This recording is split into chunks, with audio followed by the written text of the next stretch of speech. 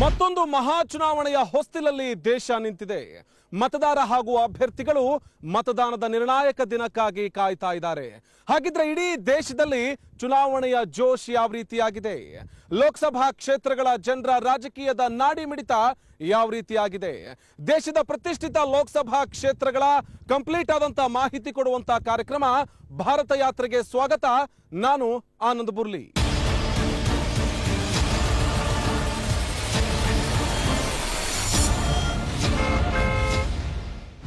ನಾವಿವತ್ತು ಚಿತ್ರದುರ್ಗ ಲೋಕಸಭಾ ಕ್ಷೇತ್ರದಲ್ಲಿ ಭಾರತ ಯಾತ್ರೆಯನ್ನ ಆರಂಭಿಸ್ತಾ ಇದ್ದೀವಿ.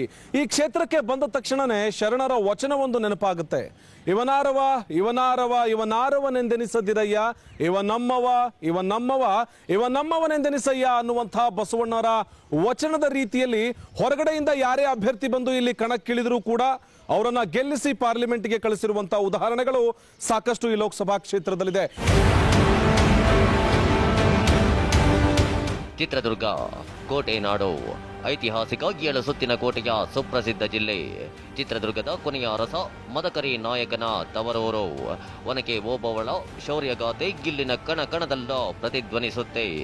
ಈ ಗಂಡು ಭೂಮಿಯ ರಾಜಕೀಯ ಇತಿಹಾಸ ಗಮನಿಸಿದ್ರೆ ಚಿತ್ರದುರ್ಗ ಲೋಕಸಭಾ ಕ್ಷೇತ್ರ ಕಾಂಗ್ರೆಸ್ನ ಭದ್ರಕೋಟೆ. 1951ರಿಂದ 10ಕ್ಕೂ ಹೆಚ್ಚು ಸಲ ಕಾಂಗ್ರೆಸ್ ಪ್ರಭುತ್ವ ಸಾಧಿಸಿದೆ. ಹಾಗಂತ ಕಾಂಗ್ರೆಸ್ ಕೋಟೆ ಸದಾ ಭದ್ರವಾಗೇನಿರಲಿಲ್ಲ. ಜನತಾ ಪರಿವಾರದವರು ಕೋಟೆ ಕಲ್ಲುಗಳನ್ನು ಸಡಿಲಗೊಳಿಸಿ ಆಗಿಂದಾಗೆ ವಿಜಯ ಪತಾಕೆ ಹಾರಿಸಿದ್ದಾರೆ. ಒಂದು ಬಾರಿ ಬಿಜೆಪಿ, ಒಂದು ಬಾರಿ ಜನತಾದಳ ಮತ್ತು ಒಂದು ಬಾರಿ ಸಂಯುಕ್ತ ಜನತಾದಳದ ಅಭ್ಯರ್ಥಿಗಳು ಗೆಲುವಿನ ನಗೆ ಬೀರಿದ್ದಾರೆ. ವಿಶೇಷ ಅಂದ್ರೆ ಹೊಸಬರಿಗೆ ಮಣೆ ಹಾಕೋ ಗಿಲ್ಲಿನ ಮತದಾರರು ಹೊಸ ಮುಖಗಳಿಗೆ ಹೆಚ್ಚು ಅವಕಾಶ ಮಾಡಿಕೊಟ್ಟಿದ್ದಾರೆ. ಅದರಲ್ಲೂ ಹೊರಗಿನವರಿಗೆ ಮಣೆ ಹಾಕ್ತಾ ಬಂದಿರೋ ಕ್ಷೇತ್ರದಲ್ಲೀಗ ಬಿಜೆಪಿ ಹಾಗೂ ಕಾಂಗ್ರೆಸ್ ನಡುವೆ ನೇರ ಹಣಾಹಣಿ ಇದೆ. ಕಾಂಗ್ರೆಸ್ ಜೆಡಿಎಸ್ ಅಭ್ಯರ್ಥಿಯಾಗಿ ಬಿಎನ್ ಚಂದ್ರಪ್ಪ ಅಖಾಡದ ಬಿಜೆಪಿ ಅಭ್ಯರ್ಥಿಯಾಗಿ ಆನೇಕಲ್ ನಾರಾಯಣ ಸ್ವಾಮಿ ಕಣಕ್ಕಿಳಿದಿದ್ದಾರೆ.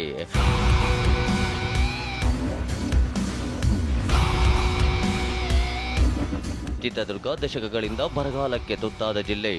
ಬೇರೆ ಜಿಲ್ಲೆಗಳಿಗಿಂತ ಈ ಜಿಲ್ಲೆಯಲ್ಲಿ ನೀರಿನ ಸಮಸ್ಯೆ ತುಂಬಾ ಗಂಭೀರವಾಗಿದೆ. ಈ ಸಮಸ್ಯೆ ಪರಿಹರಿಸಲೆಂದೇ ದಶಕಗಳ ಹಿಂದೆಯೇ ಭದ್ರಾ ಮೇಲ್ದಂಡೆ ಯೋಜನೆ ಕೈಗೆತ್ತಿಕೊಳ್ಳಲಾಯಿತು. ಆದರೆ ಇಂದಿಗೂ ಕಾಮಗಾರಿ ಮಂದಗತಿಯಲ್ಲಿ ಸಾಗುತ್ತಿದೆ. ಇದೀಗ ಇದೇ ವಿಷಯ ಚುನಾವಣಾ ಅಭ್ಯರ್ಥಿಗಳ ಮತಬೇಟೆಯ ಅಸ್ತ್ರ.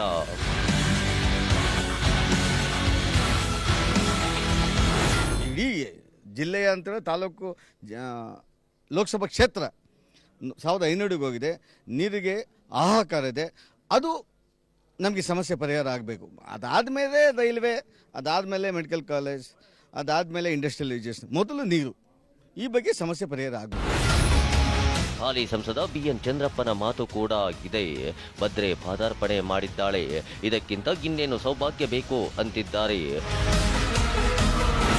ಭದ್ರೆ 5 ವರ್ಷಗಳಲ್ಲಿ ಸುಮಾರು 12,000 ಕೋಟಿ ರೂಪಾಯಿಯನ್ನು ನಮ್ಮ ರಾಜ್ಯದ ಮಾನ್ಯ ಮುಖ್ಯಮಂತ್ರಿಗಳಂಥ ಸಿದ್ದರಾಮಯ್ಯನ ನಾಯಕತ್ವದಲ್ಲಿ 8 ಕಿಲೋಮೀಟರ್ ಸುರಂಗ ನಡೆದಿದೆ. ಇವತ್ತು ಅಪ್ಪರ್ ಭದ್ರೆ ಪಾದಾರ್ಪಣೆಯನ್ನು ಮಾಡಿದ್ದಾಳೆ ವಾಣಿ ವಿಲಾಸಕ್ಕೆ. ಅದಕ್ಕಿಂತ ಇನ್ನೇನಾಗಬೇಕು? ಈಗ ನಾವು ಮಾಡಬೇಕಾದಂಥ ಕೆಲಸ, ನಾವು ಆ ಭದ್ರೆಯಿಂದ ಆ ಗಂಗಾ ಮಾತೆಯನ್ನು ತೆಗೆದುಕೊಂಡು ಹೋಗಿ ಕೆರೆಕಟ್ಟೆಗಳನ್ನು ತುಂಬಿಸಬೇಕಾಗುತ್ತೆ. ಒಂದೆಡೆ ನೀರಿಗಾಗಿ ಹಾಹಾಕಾರ, ಇದೇ ವಿಷಯ ರಾಜಕೀಯದ ಲೆಕ್ಕಾಚಾರ. ಹಾಗಾದ್ರೆ ಮತದಾರರು ಏನ್ ಹೇಳ್ತಾರೆ ಬನ್ನಿ ನೋಡೋಣ. ಈ ಬಾರಿಯೂ ಕೂಡ ಸ್ಪರ್ಧೆ ಮಾಡ್ತಾ ಇರುವಂತಹ ಹಾಲಿ ಸಂಸದ ಚಂದ್ರಪ್ಪ ಅವರು ಕೂಡ ಹೊರಗಡೆಯವರು. ಈ ಬಾರಿ ಬಿಜೆಪಿ ಅಭ್ಯರ್ಥಿ ಆಗಿರುವಂತಹ ನಾರಾಯಣಸ್ವಾಮಿ ಅವರು ಕೂಡ ಹೊರಗಡೆಯವರು. ಹಾಗಿದ್ರೆ ಈ ಭಾಗದ ಜನ ಯಾರನ್ನ ಮತ್ತೆ ಪಾರ್ಲಿಮೆಂಟ್ಗೆ ಕಳಿಸ್ತಾರೆ? ಚಂದ್ರಪ್ಪ ಅವರು ಗೆಲ್ತಾರ ಅಥವಾ ನಾರಾಯಣಸ್ವಾಮಿ ಗೆಲ್ತಾರ? ಈ ಬಗೆಗೆ ಜನರ ಬಳಿಯಲ್ಲಿ ಹೋಗೋಣ, ಜನರ ರಾಜಕೀಯದ ನಾಡಿ ಮಿಡಿತವನ್ನ ಅರಿಯೋಣ. ಯಾರನ್ನ ಗೆಲ್ಲಿಸ್ತಾರೆ, ಯಾರನ್ನ ಸೋಲಿಸ್ತಾರೆ ಅನ್ನೋದು ಸ್ವತಃ ಜನರ ಬಳಿಯಲ್ಲಿ ಹೋಗಿ ಅಭಿಪ್ರಾಯವನ್ನ ಸಂಗ್ರಹಿಸೋಣ.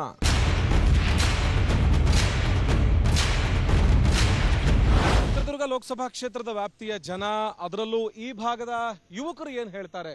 ಕಾಲೇಜಿಗೆ ಹೋಗುವಂತ ಯುವಕರಿಗೆ ಮತದಾನ ಮಾಡುವಂತ ಸಂದರ್ಭದಲ್ಲಿ ಯಾವ ವಿಚಾರ ಇಂಪಾರ್ಟೆಂಟ್ ಆಗುತ್ತೆ?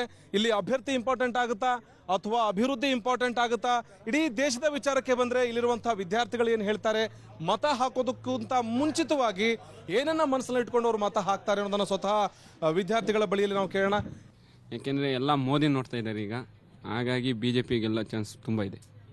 ಬರೀ ಇಲ್ಲಿ ಅಭ್ಯರ್ಥಿ ನೋಡಿ ಓಟ್ ಹಾಕದ ಅಥವಾ ಮೋದಿ ನೋಡಿ ಓಟ್ ಹಾಕದ? ಅಭ್ಯರ್ಥಿ ನೋಡಿ ಓಟ್ ಹಾಕ್ತಾರೆ, ಬಟ್ ಮೇನ್ ಈಗ ಮೋದಿ ಇರೋದ್ರಿಂದ ಬಿಜೆಪಿನೇ ಓಟ್ ಹಾಕ್ತಾರೆ. ಮೋದಿ ನೋಡಿ ಮೋದಿಯಲ್ಲೇ ಜಾಸ್ತಿ ಇರೋದ್ರಿಂದ ನಮಗೂ ಮೋದಿ ಇರೋದ್ರಿಂದನೇ ಮೋದಿ ನೋಡ್ಕೊಂಡೇ ಓಟ್ ಹಾಕೋದು. ಅಂದ್ರೆ ಈ ಭಾಗದಲ್ಲಿ ಅಭಿವೃದ್ಧಿ ಆಗಿಲ್ಲ ಅನ್ನೋದು ನಿಮ್ಮ ಮಾತಾ? ಇಲ್ಲ, ಆಗ್ತಾ ಇದೆ, ಬಟ್ ಇನ್ನೂ ಆಗಬೇಕು. ನೀವ್ಯಾರಿಗೆ ಓಟ್ ಹಾಕ್ತೀರಿ? ಬಿಜೆಪಿ. ಏನು ವಿಚಾರಕ್ಕೆ ಬಿಜೆಪಿ ಓಟ್ ಹಾಕ್ತೀರಿ? ಒಳ್ಳೆ ಕೆಲಸ ಮಾಡುತ್ತಾರೆ ಬಿಜೆಪಿಯವರು, ಅದ್ರ ಪ್ರಯುಕ್ತ ಆಗ್ತದೆ. ಏನು ಒಳ್ಳೆ ಕೆಲಸ ಮಾಡಿದ್ದಾರೆ? ಸಿಟಿ ಇಂಪ್ರೂವ್ ಮಾಡ್ತಾರೆ, ಇನ್ನೂ ಇಂಪ್ರೂವ್ ಆಗಬೇಕು. ನೀವು ಓಟ್ ಹಾಕೋ ಸಂದರ್ಭದಲ್ಲಿ ಏನು ನೋಡ್ತೀರಿ? ನರೇಂದ್ರ ಮೋದಿ ನೋಡ್ತೀವಿ. ಅವರು ಗ್ಯಾಸ್ ಎಲ್ಲ ಚೆನ್ನಾಗಿ ಕೊಡ್ತಾ ಇದ್ದಾರೆ. ಮುಂಚೆ ಎಷ್ಟು ಕಾಸ್ಟ್ಲಿ ಇತ್ತು, 21 ದಿವಸ ಕಾಯಬೇಕಿತ್ತು ಒಂದು ಗ್ಯಾಸ್ ಬರಬೇಕಿದ್ರೆ. ಈಗ ನೋಡಿದ್ರೆ ಬುಕ್ ಮಾಡಿ 1 ದಿವಸದೊಳಗೆ ಗ್ಯಾಸ್ ಬರುತ್ತೆ. ಅದು ನಾವು ನೋಡ್ಬೇಕು ತಾನೆ. ನಮಗೆ ಇಲ್ಲಿ BJP ಅಭ್ಯರ್ಥಿ ಆಗಿರೋದು, ಆದರೆ ಅವರು ಈಗ ಹೊರಗ್ಲರ್ ಅಂತೇಳಿ ಜನ ನೆಗ್ಲೆಕ್ಟ್ ಮಾಡ್ತಾರೆ ಅಷ್ಟೇ. ಆದರೂ ನಾವು ನೋಡಿ ಮೋದಿಗೋಸ್ಕರ ಓಟ್ ಹಾಕ್ತಿದ್ದೀವಿ ಅಷ್ಟೇ. ನರೇಂದ್ರ ಮೋದಿನೇ ಗೆಲ್ಲೋದು, BJP ಸರ್ಕಾರನೇ ಬರೋದು. ಅವರು ನಮಗೋಸ್ಕರನೇ ಒಳ್ಳೇದು ಮಾಡ್ತಾ ಇದ್ದಾರೆ, ರೈತರ ಬಗ್ಗೆ ಎಲ್ಲದಕ್ಕೂ ಸಹಾಯ ಮಾಡ್ತಿದ್ದಾರೆ. ಹಂಗಾಗಿ ನಾವು BJP ಇದಕ್ಕೆ ಓಟ್ ಹಾಕ್ತೀವಿ. ಮಾಡಿದ್ದಾರೆ ಸರ್, ಮುದ್ರಾ ಯೋಜನೆ ಮಾಡಿದ್ದಾರೆ, ಮತ್ತೆ ಇದನ್ನ ಫ್ರೀ ಗ್ಯಾಸ್ ಕೊಟ್ಟಿದ್ದಾರೆ, ಶೌಚಾಲಯ ಕಟ್ಟಕ್ಕೆ ಇದು ಮಾಡ್ತಾ ಇದ್ದಾರೆ, ಮನೆ ಲೋನ್ ಕೊಡ್ತಿದ್ದಾರೆ. ಹಂಗಾಗಿ ಎಲ್ಲದೂ ಒಳ್ಳೇದು ಮಾಡ್ತಿದ್ದಾರೆ. ನಾವು ಅವ್ರಿಗೆ BJP ಸರ್ಕಾರಕ್ಕೆ BJP ಮೋದಿಯವ್ರು ನೋಡಿ ಒಬ್ಬ. ಈ ಭಾಗದ ಯುವಕ ಮತ್ತೆ ಯುವತಿಯರು ಏನ್ ಹೇಳ್ತಾರೆ, ಈ ಭಾಗದಲ್ಲಿ ಚುನಾವಣೆ ಸಂದರ್ಭದಲ್ಲಿ ಏನ್ ಇಂಪಾರ್ಟೆಂಟ್ ಆಗುತ್ತೆ ಅನ್ನೋದನ್ನ ಸ್ವತಃ ಅವರ ಬಳಿಯಲ್ಲಿ ಕೇಳೋಣ. ಚುನಾವಣೆ ಬರ್ತಾ ಇದೆ, ಯಾರು ಗೆಲ್ಲಬೇಕು ಅನ್ನುವಂತ ಆಸೆ ಇದೆ, ಯಾಕೆ ಗೆಲ್ಲಬೇಕು ಅಂತ? ಮೋದಿ ಅವ್ರು ಗೆಲ್ಬೇಕಂತ ಆಸೆ ಇದೆ ಸರ್. ಈಗ 5 ಇಯರ್ಸಲ್ಲಿ ತುಂಬ ಡೆವಲಪ್ ಆಗಿದೆ ಇಂಡಿಯಾ ಅಂತ ಹೇಳ್ಬೋದು ಅವ್ರು ಬಂದಾಗಿಂದ. ಸೊ ಮೋದಿ ಗೆಲ್ಬೇಕಂತ ತುಂಬ ಆಸೆ ಇದೆ. ಅವ್ರು ಫಸ್ಟಿಗೆ ಹೋಗಿ ಬೇರೆ ದೇಶದ ಫ್ರೆಂಡ್ಶಿಪ್ ಎಲ್ಲ ಮಾಡ್ಕೊಳೋದ್ರಿಂದ ಈಗ ಬೇರೆ ದೇಶದವರೆಲ್ಲ ನಮಗೆ ತುಂಬ ಸಪೋರ್ಟ್ ಮಾಡ್ತಾ ಇದ್ದಾರೆ. ಸೊ ಮೋದಿ ಗೆಲ್ಬೇಕಂತ ತುಂಬ ಆಸೆ ಇದೆ ಸರ್. ಸೇಮ್ ನಾವು ಇಲ್ಲಿ ಖಂಡಿತವಾಗಿ ಮೋದಿಯವರೇ ಗೆಲ್ಲಬೇಕು. ಮತ್ತು ಇವಾಗ ಏನಂದರೆ ಇವಾಗ ಎಲ್ಲರೂ ಗುರುಸ್ತಾ ಇದ್ದಾರೆ ನಮ್ಮನ್ನ. ಇವಾಗ ಎಷ್ಟೊಂದು ಇವಾಗ ಎಜುಕೇಷನ್ ಇರಲಿ, ಇಲ್ಲಾಂದರೆ ಸ್ವಚ್ಛತೆ ಇರಲಿ, ಮತ್ತು ಭ್ರಷ್ಟಾಚಾರ ಕಮ್ಮಿ ಆಗಿದೆ. ಮತ್ತು ನ್ಯಾಷನಲ್ ವೈಡಲ್ಲಿ ನೋಡಿದ್ರೆ ತುಂಬ ಜಾಸ್ತಿ ಸ್ಟ್ಯಾಂಡರ್ಡ್ ಇನ್ಕ್ರೀಸ್ ಆಗಿದೆ. ಸೊ ನಾವು ಅಭ್ಯರ್ಥಿ ನೋಡಲ್ಲ, ಹೇಳ್ಬೇಕಂದ್ರೆ ಮೋದಿಯವ್ರು ಇದ್ದಾರೆ ಅಂದರೆ ಅವ್ರಿಗೂ ನಾವು ವೋಟ್ ಮಾಡ್ತೀವಿ ಅಷ್ಟೇ. ಫಸ್ಟ್ ಆಫ್ ಆಲ್ ಸ್ಟೂಡೆಂಟ್ಸ್ ಪರ ತಗೋಣ ಸರ್. ಅವರು ಮೇಕ್ ಇನ್ ಇಂಡಿಯಾ ಮಾಡಿದ್ರು. ಮೇಕ್ ಇನ್ ಇಂಡಿಯಾ ಮಾಡಿದ್ದಕ್ಕೆ ಫಾರಿನ್ ಕಂಟ್ರೀಸಿಂದ ಕಂಪ್ನೀಸ್ ಎಲ್ಲ ಬಂದು ಇಂಡಿಯಾಗೆ ಸೆಟ್ಲ್ ಆಗುತ್ತೆ. ಇಂಡಿಯಾಗೆ ಸೆಟ್ಲ್ ಆದಾಗ ಎಂಪ್ಲಾಯ್ಮೆಂಟ್ ಇನ್ಕ್ರೀಸ್ ಆಗುತ್ತೆ. ಫಸ್ಟ್ ಆಫ್ ಆಲ್ ಸ್ಟೂಡೆಂಟ್ಸ್ಗೆ ಹೆಲ್ಪ್ ಆಗೋದು. ಆಮೇಲೆ if you go to army purpose, surgical strike ಅಂತ 2 ಸರ್ಜಿಕಲ್ ಸ್ಟ್ರೈಕ್ ಮಾಡಿದ್ರು ಮೋದಿಯವರು. ಆದರೆ ಕಾಂಗ್ರೆಸ್ 60 ಇಯರ್ಸಿಂದ ತಾಜ್ ಬ್ಲಾಸ್ಟ್ ಆಯಿತು, ಹೈದರಾಬಾದ್ ಬ್ಲಾಸ್ಟ್ ಆಯಿತು, ಬೆಂಗಳೂರು ಬ್ಲಾಸ್ಟ್ ಆಯಿತು, ಆದರೆ ಅವರೇನು ತಗೊಳ್ಳಿಲ್ಲ. ಸೊ ಇವರಾದರೆ ವಿತಿನ್ 48 ಅವರ್ಸಲ್ಲಿ ನಾವು 40 ಮೆಂಬರ್ಸ್ ಸೋಲ್ಜರ್ಸ್ ಏನೋ ಯಾರೋ ಸತ್ತೋಗಿರೋದು.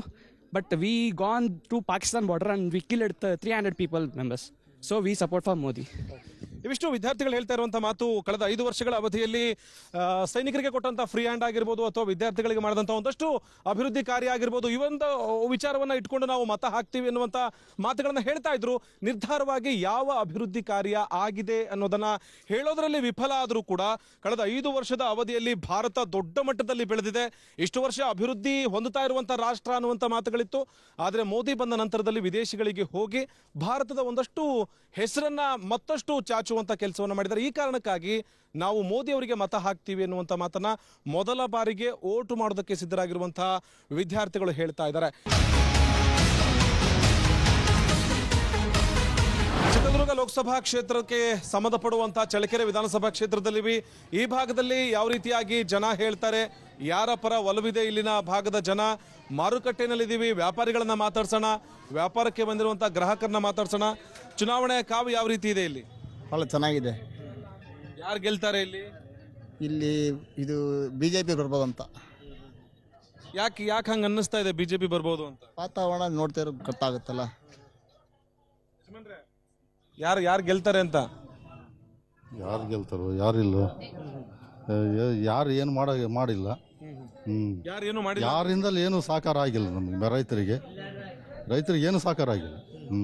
ಕುಮಾರಸ್ವಾಮಿಯಿಂದ ಸ್ವಲ್ಪ ಸಹಕಾರ ಆಗೈತೆ. ಆಗ್ಬೇಕಿತ್ತು ಅಂತ ಇದೇ ರೈತರದ್ದು. ಮತ್ತೆ ಬೆಳೆ ಎಲ್ಲ ನಷ್ಟ ಅಲ್ಲ, ಭಾಳ ನಷ್ಟ. ನಮ್ಮ ಮಳೆ ಇಲ್ಲ, ಏನಿಲ್ಲ, ಬೆಳೆ ನಷ್ಟ, ಪರಿಹಾರ ಕೊಡಲಿಲ್ಲ, ಏನಿಲ್ಲ. ನಮ್ಮ ಈ ಹೋಬಳಿಗೆ ಬಂದೇ ಇಲ್ಲ ಪರಿಹಾರ, ಸ್ವಲ್ಪ ಸ್ಪಂದಿಸಿಲ್ಲ. ಯಾರು ಗೆಲ್ಬಹುದು ಈ ಸರ್ತಿ? ಮೋದಿ. ಯಾಕೆ ಮೋದಿ ಅಂದ್ರೆ ಒಳ್ಳೆ ಕೆಲಸ ಮಾಡ್ಯಾರ. ಏನು ಕೆಲಸ ಮಾಡಿದ್ದಾರೆ? ಇದು ಸರ್ಜಿಕಲ್ ಸ್ಟ್ರೈಕ್ ಎಲ್ಲ ಭಾಳ ಚೆನ್ನಾಗಿ ಬಂದಿದೆ. ಈ ಭಾಗದಲ್ಲಿ ಕಾಂಗ್ರೆಸ್ MLA ಇದ್ದಾರೆ ಇಲ್ಲಿ. MLA ಪರವಾಗಿಲ್ಲ. MLA ಓಕೆ, ಬಟ್ ಹಾಕೋದು ನೀವು ಓಟ್ ಅಲ್ಲಿಗೆ ಅಂತ. ಅಲ್ಲಿಗೆ ನೀವು ಯಾರಿಗೆ ಹಾಕ್ತೀರಿ ಓಟು, ಅಥವಾ ಯಾರು ಗೆಲ್ಲಬೇಕು ಅಂತಿದೆ? ಯಾರನ್ನ ಗೆಲ್ಲಲ್ಲಪ್ಪ, ಯಾರಿಗೇನೊಬ್ರಿಗೆ ಹಾಕ್ತೀವಿ ನಾವು. ಯಾರಿಗೆ ಇಷ್ಟ ಬರ್ತೈತೆ ಅವ್ರಿಗೆ ಹಾಕ್ಬಿಡ್ತೀವಿ. ನಮಗೇನು ಯಾರು ಒಳ್ಳೇದು ಮಾಡಿಲ್ಲ. ನಮಗೆ ಒಂದು ಸೂರು ಮನೆ ಜಾಗನೂ ಇಲ್ಲ, ಮನೆಯೂ ಇಲ್ಲ, ಎಲ್ಲೋ ಒಂದು ಗುಡಿಸ್ಲು ಹಾಕ್ಕೊಂಡಿದ್ದೀವಿ. ನಮ್ಗೆ ಯಾರಿಗೆ ಇಷ್ಟ ಬರ್ತೈತೆ ಅವ್ರಿಗೆ ಹಾಕ್ತೀವಿ. ನಮ್ಗೆ ಇಂಥವ್ರು ಒಮ್ಮಂಗಿಲ್ಲ, ಅವರು ಒಮ್ಮಂಗಿಲ್ಲ, ಇವರು ಒಮ್ಮಂಗಿಲ್ಲ, ಯಾರಿಗೆ ಬೇಕೋ ಅವ್ರಿಗೆ ಹಾಕ್ತೀವಿ ನಾವು. ಕೆಲಸ ಮಾಡಿದ್ದಾರೆ ಅಂತ ಅನ್ನಿಸ್ತಿದ್ಯಾ? ಒಂದಷ್ಟು ಏನಾದ್ರು ಅಭಿವೃದ್ಧಿ ಆಗಿದೆ ಅಂತ ಅನ್ನಿಸ್ತಿದ್ಯಾ? ನಮ್ಗೆ ಯಾರು ಏನು ಮಾಡಿಕೊಟ್ಟಿಲ್ಲ ಕೆಲಸ, ಯಾವ ಕಡೆಯೂ ಏನು ಕೊಟ್ಟಿಲ್ಲ ನಮಗೆ. ನಾವು ಏನಂದ್ರೆ ಇದ್ದು ಸತ್ಕೂಟ ಆಗಬಾರ್ದಂತ ಓಟ್ ಹಾಕಿ ಬರ್ತೀವಿ ಅಷ್ಟೇ. ಅಂದ್ರೆ ನೀವು ಇದೀವಿ, ಓಟ್ ಹಾಕ್ಬೇಕು ಅಂತ ಹಾಕ್ತೀವಿ ಅಷ್ಟೇ. ನಾವು ನಮ್ಗೆ ಯಾರಿಂದ ನಮ್ಗೆ ಅನುಕೂಲ ಆಗಿಲ್ಲ. ಯಾರನ್ನ ಬರ್ಲಿ ನಮ್ಗೇನು ಅದೇನೇನಿಲ್ಲ, ಯಾರು ಬಂದ್ರು ಸಂತೋಷ. ಓಟ್ ಕೇಳಕ್ ಬಂದಾಗ ಹೇಳ್ಬೇಕಲ್ವಾ ನೀವೆಲ್ಲ ಇದನ್ನ? ಹೇಳ್ತೀವಿ, ನಮ್ಮ ಇಷ್ಟ ಬಂದವ್ರಿಗೆ ಹಾಕ್ತೀವಿ ನಾವು ಅಂತ ಹೇಳ್ತೀವಿ. ನಮ್ಮ ಇಷ್ಟ ಬಂದವ್ರಿಗೆ ನಮ್ಗೆ ಯಾರು ಒಳ್ಳೇದು ಮಾಡಿದ್ರಿ, ನಮ್ಗೇನು ಮನೆ ಕೊಟ್ಟಿದ್ದೀರಾ, ಜಾಗ ಕೊಟ್ಟಿದ್ದೀರಾ, ಏನು ಕೊಟ್ಟಿದ್ದೀರಿ ಅಂತ ಕೇಳಿದ್ನಿ ನಾನು. ಇಡೀ ಊರೇ ಒಂದಾಗಿತ್ತು, ನಾನೊಬ್ಬಳೆ ಒಂದಾಗಿದ್ದೆ. ಗುಡಿಸ್ಲಾಕೊಂಡು ಇವಾಗ ಗುಡಿಸ್ಲಾಕಿದ್ನಿ ಜಾಗ, ನನ್ನ ಹೆಸರಿಗಾಗಿಲ್ಲ ಜಾಗ. ಸುಮ್ಮನೆ ಹಂಗ ಮಾಡ್ಕೊಂಡು ಗುಡಿಸ್ಲಾಕೊಂಡಿದ್ನಿ. ಯಾರಿಗೆ ಬೇಕೋ ಅವ್ರಿಗೆ ಓಟ್ ಹಾಕ್ತೀವಿ ನಾವು. ಯಜಮಾನ್ರೆ, ಯಾರು ಗೆದ್ರು ಒಳ್ಳೇದಾಗುತ್ತೆ, ಯಾರು ಗೆಲ್ತಾರೆ ಅಂತ? ಮೋದಿ. ಯಾಕೆ ಮೋದಿಗೆ ಹಾಕ್ತೀರಿ ಓಟು? ನಾವು ಕೆಲಸ ಮಾಡಿದ್ದಾರೆ. ಏನ್ ಕೆಲಸ ಮಾಡಿದ್ದಾರೆ? ರೈತರು ಸಾಲ ಮಾಡಿದ್ದಾರೆ, ಮಾಡ್ತಾರೆ. ಮೋದಿ ಬ್ಯಾಂಕಿಗೆ ದುಡ್ಡು ಹಾಕ್ನ ಅಂತ ಹೇಳ್ತಿನಲ್ಲಿ ಯಾಕೆ ಹಾಕ್ನಲ್ಲ ಮತ್ತೆ? ಅಲ್ಲಿ ಯಾಕೆ ಹಾಕ್ನಲ್ಲ ಹೇಳಿ ನೋಡೋಣ. ಈಗ ಸರಿ ಅವರು ಮೊದಲು ಹೇಳ್ಬಾರ್ದಾಯ್ತು ದುಡ್ಡು ಹಾಕ್ನಂತ ಬ್ಯಾಂಕ್ ದುಡ್ಡುಗಳಿಗೆ, ಅವ್ರ ಅಕೌಂಟ್ಗಳಿಗೆ. ಮತ್ತೆ ಈಗಲೇ ಸುಳ್ಳು ಆದ್ಮೇಲೆ ಮುಂದೆ ಗ್ಯಾರಂಟಿ ಹೇಳೋರ್ದು ಮೊದಲು ದುಡ್ಡು ಹಾಕಲಿ, ಆಮೇಲೆ ಮಾತಾಡ್ತೀವಿ ನಾವು ಬೇಕಾದ್ರೆ. ಮೊದಲು ದುಡ್ಡು ಹಾಕಿ ಓಟ್ ಕೇಳಲಿ ಅಂತ ಮತ್ತೆ ಅವ್ರು ಹೇಳ್ಬಾರ್ದಾಯ್ತ್ರಿ, ಅದು ಸುಳ್ಳು ಹೇಳ್ಬಾರ್ದಾಯ್ತು. ಅವರು ನಾವು ಅಕೌಂಟಿಗೆ ದುಡ್ಡು ಹಾಕ್ತೀನಿ 2-2 ಸಾವಿರ ಸದ್ಯೋಗ ಅಂತ ಹಾಕಿ ಹೇಳಿದಾರೆ ಇಲ್ಲಿ ಹೇಳು. ಮತ್ತೆ ಯಾಕೆ ಹಾಕ್ನಲ್ಲ? ಅವ್ರು ಹೇಳಿದ ಮಾತು ಇಲ್ಲ ಅಂದ್ರೆ ರೈತರು ಹೆಂಗೆ ಹೋಗ್ತಾರೆ? ಈಗ ಅಲ್ಲಿ ಹೇಳೋ ಸಮೇತ ನೋಡೋಣ. ಅವ್ರ ಬಾಯಿಗೆ ಬಂದದ, ನಮ್ಮ ಬಾಯಿಗೆ ಬಂದದ, ರೈತರ ಮೇಲೆ ಬಂದು ಹೇಳಿದ್ದು. ಮತ್ತೆ ಅವ್ರು ಹಾಕಿ ಮಾತಾಡಿದ್ರೆ ಇವತ್ತು ಅವ್ರು ಋಣದಾಗ ನಾವು ಇರಬಾರ್ದು, ಎಂಥವ್ರು ಓಟ್ ಹಾಕಿ ಹಾಕ್ತಾರೆ. ಅವ್ರು ಮಾತು ಉಳಿಸ್ಕೊಂಬೇಕು ಮೊದಲು. ಅವ್ರು ಹೇಳ್ದಂಗಿದ್ರೆ ನಾವು ಕೇಳ್ತಿದ್ವಿ ಇವತ್ತು ನಾವು. ದೇಶದ ರಕ್ಷಣೆ ವಿಚಾರದಲ್ಲಿ ಬೇರೆ ಬೇರೆ ವಿಚಾರಗಳನ್ನು ತೆಗೆದುಕೊಂಡಂಥ ಸಂದರ್ಭದಲ್ಲಿ ಮೋದಿ ಅವರು ಒಳ್ಳೆ ಕೆಲಸ ಮಾಡಿದ್ರೆ ಅವ್ರಿಗೂ ಕೂಡ ಓಟ್ ಹಾಕ್ತೀವಿ ಅನ್ನುವಂಥ ಮಾತನಾಡ್ತಾ ಇದ್ದಾರೆ. ಬೇರೆ ಕಡೆ ಹೋಗೋಣ, ಮಾತಾಡ್ಸೋಣ ಜನರನ್ನ. ಏನು ಹೇಳ್ತಾರೆ, ಯಾರಿಗೆ ಮತ ಹಾಕ್ತಾರೆ, ಮತ ಹಾಕುವಂಥ ಸಂದರ್ಭದಲ್ಲಿ ಯಾರು ಇಂಪಾರ್ಟೆಂಟ್ ಆಗ್ತಾರೆ ಅನ್ನೋದನ್ನ ಸ್ವತಃ ಜನರ ಬಳಿಯಲ್ಲೇ ಕೇಳೋಣ.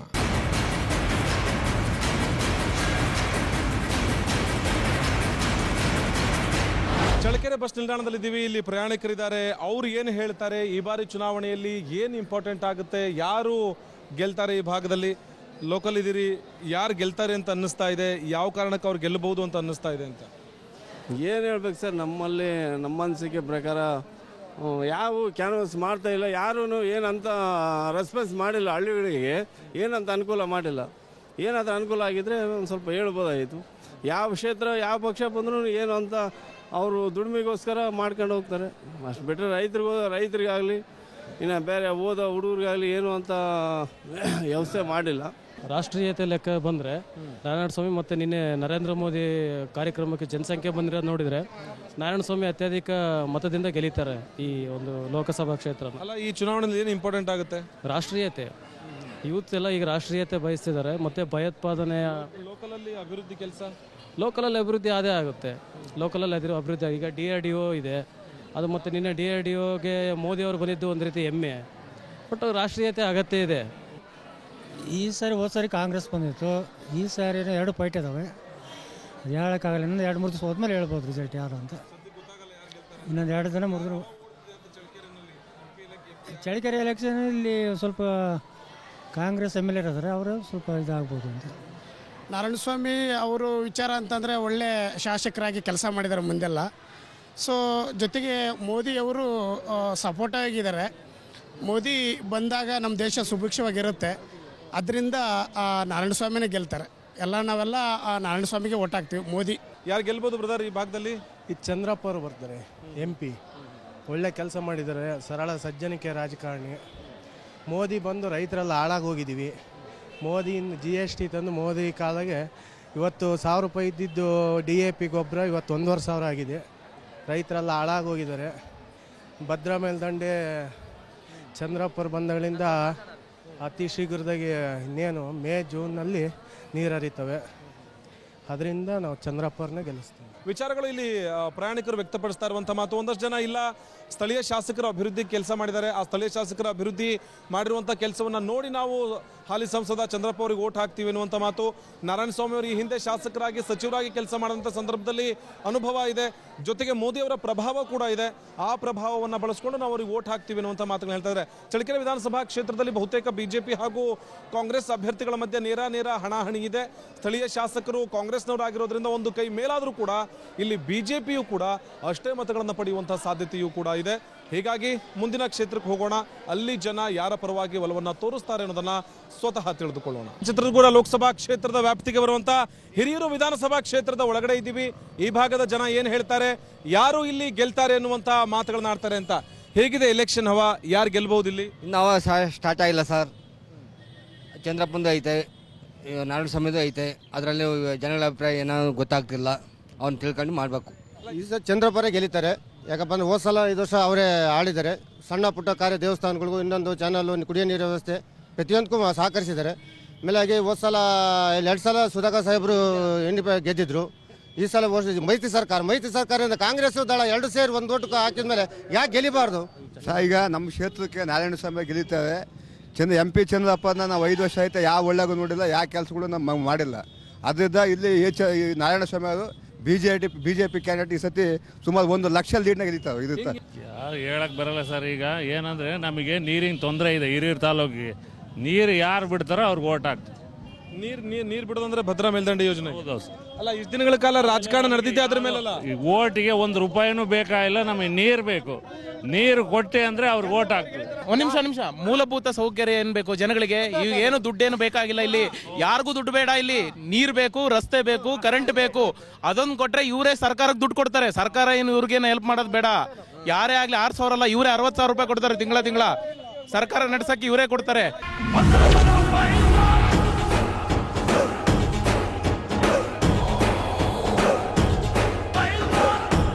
ಚಿತ್ರದುರ್ಗ ಲೋಕಸಭಾ ಕ್ಷೇತ್ರದ ಅಖಾಡ ಹೇಗಾಗಿದೆ ಅಂದ್ರೆ ನೇರ ಹಣಾಹಣಿಯ ಜೊತೆಗೆ ಜಂಗಿ ಕುಸ್ತಿ ಕೂಡ ಜೋರಾಗಿ ನಡೀತಾ ಇದೆ. ಒಂದು ಕಡೆ ರಾಜಕೀಯದ ಜಂಗಿ ಕುಸ್ತಿ ಜೋರಾಗಿದ್ರೆ, ಇತ್ತ ಬುರ್ಜನಹಟ್ಟಿ ಗರಡಿ ಮನೆಯಲ್ಲಿರುವಂತಹ ಕುಸ್ತಿ ಕೂಡ ಜೋರಾಗಿದೆ. ಪೈಲ್ವಾನರು ಪಟ್ಟುಗಳನ್ನ ಹಾಕಿ ಕುಸ್ತಿಯನ್ನ ಆಡ್ತಾ ಇದ್ದಾರೆ. ಅವ್ರ ಬಳಿಯಲ್ಲಿ ಕೇಳೋಣ, ಈ ಬಾರಿಯ ಚುನಾವಣೆ ಯಾವ ಆಧಾರದ ಮೇಲೆ ನಡೆಯುತ್ತೆ, ಯಾರಿಗೆ ಮತ ಹಾಕ್ತಾರೆ, ಇಲ್ಲಿ ಗೆಲ್ಲುವಂತ ಅಭ್ಯರ್ಥಿ ಯಾರು ಅಂತ. ಸರ್, ಬಿಜೆಪಿ ಹವಾ ಅಂತೂ ತುಂಬ ಇದೆ. ನಿನ್ನೆ ಮೋದಿಯವರು ಬಂದಿದ್ರು, ತುಂಬ ಯೂತ್ಸು. ಮೋದಿಯವರು ಬಂದಿದೆ, ಇನ್ನು ಮಳೆ ಬಂದಿದೆ, ಅಂತೂ ಶುಭ ಸೂಚನೆ ಸಿಕ್ಕಿದೆ ನಮ್ಮ ಚಿತ್ರದುರ್ಗಕ್ಕೆ ಬಿಜೆಪಿ ಬರುತ್ತೆ ಅಂತ. ಮಾನ್ಯ ಚಂದ್ರಪ್ಪನವ್ರು BN ಚಂದ್ರಪ್ಪನವರು ಚೆನ್ನಾಗಿ ಕೆಲಸ ಮಾಡಿದ್ದಾರೆ. ಅವ್ರ ಬಗ್ಗೆ ಜನದ ಒಲವೈತೆ ಇದೆ. ಮೋದಿ ಅವಾಗಿವ ಇಲ್ಲೇನು ಕೇಳಲ್ಲ. ಏನಂದರೆ ಚಂದ್ರಪ್ಪನವ್ರು BN ಚಂದ್ರಪ್ಪನವ್ರು ಕೆಲಸ ಮಾಡಿದ್ದಾರೆ. ಆದಷ್ಟು ಜನಗಳಿಗೆ ಸಹಕರಿಸ್ತಾರೆ. ಯಾರೇ ಹೋಗಲಿ ಪ್ರೀತಿ ವಿಶ್ವಾಸ ಕಾಣ್ತಾರೆ. ಹಂಗಾಗಿ ಭಾಳ ಚೆನ್ನಾಗಿ ಇದು ಮಾಡ್ತಾರೆ. ಯಾವುದೇ ಕೆಲಸ ಕಾರ್ಯ ಆಗಲಿ ಯಾರಿಗಾಗಲಿ ಬಡವ್ರ ಬಗ್ಗೆ ಮಾತಾಡ್ಸೋದು ಇದು ಮಾಡೋದು ಭಾಳ ಚೆನ್ನಾಗಿ ಇದು ಮಾಡ್ತಾರೆ. BN ಚಂದ್ರಪ್ಪನವರು ಚೆನ್ನಾಗೈತೆ ಅಂತ ನಮ್ಮ. ಚಿತ್ರದುರ್ಗ ಲೋಕಸಭಾ ಕ್ಷೇತ್ರದಲ್ಲಿ ಒಟ್ಟು 8 ವಿಧಾನಸಭಾ ಕ್ಷೇತ್ರಗಳಿವೆ. ಚಿತ್ರದುರ್ಗ, ಮೊಳಕಾಲ್ಮೂರು, ಹಿರಿಯೂರು, ಹೊಸದುರ್ಗ, ಚಳ್ಳಕೆರೆ ಮತ್ತು ಹೊಳಲ್ಕೆರೆ ಸೇರಿದಂತೆ ತುಮಕೂರಿನ ಪಾವಗಡ, ಶಿರಾ ಚಿತ್ರದುರ್ಗ ಲೋಕಸಭಾ ವ್ಯಾಪ್ತಿಯಲ್ಲೇ ಬರುತ್ತದೆ. ಈ ಕ್ಷೇತ್ರದಲ್ಲಿ ಒಟ್ಟು 5 ಜನ ಬಿಜೆಪಿ ಶಾಸಕರಿದ್ರೆ, 1 ಕ್ಷೇತ್ರದಲ್ಲಿ JDS ಮತ್ತು 2 ಕ್ಷೇತ್ರಗಳಲ್ಲಿ ಕಾಂಗ್ರೆಸ್ ಶಾಸಕರಿದ್ದಾರೆ. ಚಿತ್ರದುರ್ಗದ ಮತದಾರರ ವರಸೆ ಒಂದಾದ್ರೆ, ಶಿರಾದಲ್ಲಿ ಮೈತ್ರಿಕೂಟದ ವಿರುದ್ಧ ಸ್ವತಃ ಕಾಂಗ್ರೆಸ್ JDS ಕಾರ್ಯಕರ್ತರಲ್ಲೇ ಭಿನ್ನಾಭಿಪ್ರಾಯವಿದೆ. ಖಂಡಿತ ಇವರು ಮೇಲ್ಗಡೆ ಸರ್ಕಾರ 2 ಜಂಟಿ ಮಾಡ್ಕೊಂತಾರಲ್ಲ, ಬೇಜಾರಾಗ್ಬೇಡ್ರೆ ಯಾರನ್ನ ಕೇಳಿ ಮಾಡ್ಕೊಂತಾರೆ ಲೋಕಲ್ನಾಗ ಅಲ್ವಾ. ಈಗ ಮೇಲೆ ಅವರಿಬ್ಬರೇ ಎಲ್ಲ ಕೂತ್ಕೊಂಡು, ಈಗ ದೇವೇಗೌಡರು, ಸಿದ್ದರಾಮಯ್ಯನವರು ಹಿಂದೆ ಮೇಲೆ ರಾಹುಲ್ ಗಾಂಧಿ ಎಲ್ಲ ಕೂತ್ಕೊಂಡು ಮಾಡ್ಕೊಂತಾರೆ ಅಂದರೆ ಇಲ್ಲಿ ನಾವು ಸಣ್ಣರು ಇಲ್ಲಿ ಪರಿಸ್ಥಿತಿ ಏನಾಗಬೇಕು, ಇಲ್ಲಿ ನಾವು ಇಲ್ಲಿ ಕೆಳಮಟ್ಟದವ್ರ ಪರಿಸ್ಥಿತಿ ಏನಾಗಬೇಕಲ್ವೇ. ಅವರು ವಿಧಾನಸೌಧ ಅಲ್ಲೇ ಕೂತ್ಕೊಂಡು ಮಾಡ್ಕೊಂಡ್ರೆ ಇಲ್ಲಿ ಸ್ಥಳೀಯವಾಗಿರೋ ಗತಿ ಏನಾಗಬೇಕು. ಅದಕ್ಕೋಸ್ಕರವಾಗಿ ಸತಿ ನಾರಾಯಣಸ್ವಾಮಿ ಅವರಿಗೆ ಓಟ್ ಹಾಕ್ಬೇಕು ಅಂತ ತೀರ್ಮಾನ. ಚಂದ್ರಪ್ಪರು ಗೆಲ್ತಾರೆ ಸರ್. ಯಾಕಪ್ಪ ಅಂದರೆ ನಮ್ಮ ಸಿರಾ ತಾಲೂಕಿನಲ್ಲಿ ಇದು ಸಿರಾ ತಾಲೂಕು ಜಾತಿ ರಾಜಕೀಯ. ಸುಮ್ಮನೆ ಎಲ್ಲ ಜಾತಿ ಲೆಕ್ಕ ಹಾಕಡ್ರಿ ಯಾಕೆ ಏನು ಅಂತ.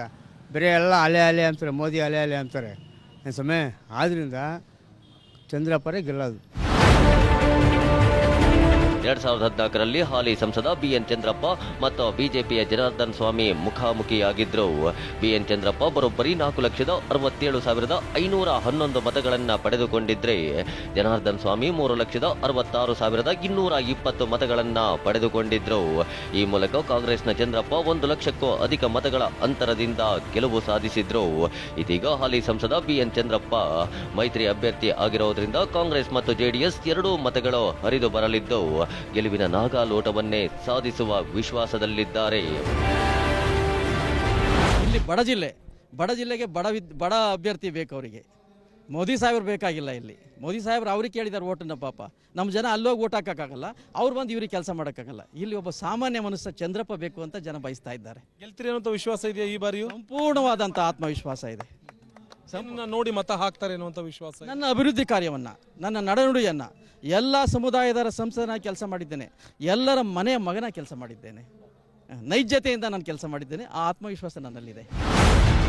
ಚಿತ್ರದುರ್ಗ ಲೋಕಸಭಾ ಕ್ಷೇತ್ರದಲ್ಲಿನ ಮತದಾರರು ಹಲವು ಬಾರಿ ಹೊಸಬರಿಗೆ ಮಣೆ ಹಾಕಿ ಗೆಲ್ಲಿಸಿಕೊಟ್ಟಿದ್ದಾರೆ. ಬಿಜೆಪಿ ಅಭ್ಯರ್ಥಿ ಆನೇಕಲ್ ನಾರಾಯಣ ಸ್ವಾಮಿ ಈ ಲೋಕಸಭಾ ಕ್ಷೇತ್ರಕ್ಕೆ ಹೊಸಬರು. ಒಂದೆಡೆ ಮೋದಿ ಅಲೆ ಹಾಗೂ ಕ್ಷೇತ್ರದಲ್ಲಿ 5 ಜನ ಶಾಸಕರಿರೋದು ನಾರಾಯಣ ಸ್ವಾಮಿಗೆ ಹೊಸ ಬಲ ನೀಡಿದೆ. ವಿಶ್ವಾಸ ಇದೆ. ಬಾರಿ ನಿನ್ನೆ ಕಾರ್ಯಕ್ರಮ ಆಯಿತು, ಮೋದಿಯವ್ರ ಕಾರ್ಯಕ್ರಮ. ಆ ಮೋದಿಯವ್ರ ಕಾರ್ಯಕ್ರಮಕ್ಕೆ ಜನ 1 ಲಕ್ಷಕ್ಕೂ ಹೆಚ್ಚು ಜನ ಬಂದಿದ್ದರು. ಮೋದಿ ನೋಡಬೇಕು ಒಂದು ಭಾಗ, ಆದರೆ ಮೋದಿಯನ್ನು ಬೆಂಬಲಿಸಬೇಕು, ಮೋದಿ ಸಿದ್ಧಾಂತವನ್ನು ಗೆಲ್ಲಿಸಬೇಕು, ಬಿಜೆಪಿ ಸಿದ್ಧಾಂತವನ್ನು ಗೆಲ್ಲಿಸಬೇಕು. ಈ ಭಾಗದಲ್ಲಿ ಮತ್ತೆ ಬಿಜೆಪಿ ಗೆಲ್ಲುತ್ತೆ ಅಂತೇಳಿ ವಿಶ್ವಾಸವನ್ನು ಮೂಡಿಸೋದಕ್ಕೆ ಲಕ್ಷಾಂತರ ಜನ ಬಂದಿದ್ದರು. 2 ಲಕ್ಷಕ್ಕೆ ಹೆಚ್ಚು ಅಂತಂದ್ರೆ ಬಿಜೆಪಿಯಲ್ಲಿ ಗೆಲ್ತಾರೆ. ನಿಮ್ಮನ್ನ ನೋಡಿ ಓಟ್ ಹಾಕಬೇಕಾ, ಮೋದಿಯವರನ್ನ ನೋಡಿ ಓಟ್ ಹಾಕಬೇಕಾ? ಆ ಪ್ರಶ್ನೆ ಇದೆ ಜನರ ಬಳಿನಲ್ಲಿ. ನಾನು ಅಂತ ಪದ ಯಾವುದೇ ವ್ಯಕ್ತಿಗೆ ಬರಬಾರ್ದು. ನಾನು ಒಂದು ಪಕ್ಷ ಸಿದ್ಧಾಂತಿಯ ಪ್ರತಿನಿಧಿ. ಬಿಜೆಪಿ ಸಿದ್ಧಾಂತ, ಬಿಜೆಪಿ ಕಾರ್ಯವೈಖರಿ, ಬಿಜೆಪಿ ಆಡಳಿತ ವೈಖರಿಯನ್ನು ನೋಡಿ ಓಟು ಕೊಡಬೇಕು. ಆ ಬಿಜೆಪಿ ಆಡಳಿತದ ವೈಖರಿ ಬಗ್ಗೆ ಬಿಜೆಪಿಯ ಪ್ರತಿನಿಧಿಯಾಗಿ ನಾನು ಇಲ್ಲಿದ್ದೇನೆ. ಈ ದೇಶದ ಪ್ರತಿನಿಧಿಯಾಗಿ ಮೋದಿ ಇದ್ದಾರೆ. ಇಬ್ಬರನ್ನು ನೋಡಿ, ಸಿದ್ಧಾಂತವನ್ನು ನೋಡಿ ಓಟ್ ಕೊಡಬೇಕು. ಪರಿಶಿಷ್ಟ ಜಾತಿ ಮೀಸಲು ಕ್ಷೇತ್ರವಾದ ಚಿತ್ರದುರ್ಗ ಲೋಕಸಭಾ ಕ್ಷೇತ್ರದಲ್ಲಿ ಒಟ್ಟು 15,34,169 ಮಂದಿ ಮತದಾರರಿದ್ದಾರೆ. ಎಸ್ಸಿ ಮತ್ತು ಎಸ್ಟಿ, ಮುಸ್ಲಿಂ, ಕುರುಬ ಮತ್ತು ಯಾದವ ಸಮುದಾಯದ ಮತಗಳೇ ಅತಿ ಹೆಚ್ಚಾಗಿವೆ. ಈ ಅಲ್ಪಸಂಖ್ಯಾತರ ಮತಗಳೇ ಇಲ್ಲಿ ನಿರ್ಣಾಯಕ. ಆದರೆ ಇತ್ತೀಚೆಗೆ ಕ್ಷೇತ್ರಕ್ಕೆ ಮೋದಿ ಬಂದು ಹೋದ ಬಳಿಕ ಯುವ ಸಮೂಹ ಮೋದಿಯಿಂದ ಪ್ರೇರಿತಗೊಂಡಿದೆ. ಇದು ಮೈತ್ರಿಕೂಟದಲ್ಲಿ ಆತಂಕ ಮೂಡಿಸಿದೆ. ಹೀಗಾಗಿ ಕೋಟೆ ನಾಡಿನ ರಾಜಕೀಯ ರಣಕಣದಲ್ಲಿ ಗೆಲುವಿನ ಕಹಳೆ ಊದೋದ್ಯಾರೋ, ವಿಜಯ ಪತಾಕೆ ಹಾರಿಸೋದ್ಯಾರೋ ಅನ್ನೋ ಕುತೂಹಲ ಕೆರಳಿದೆ.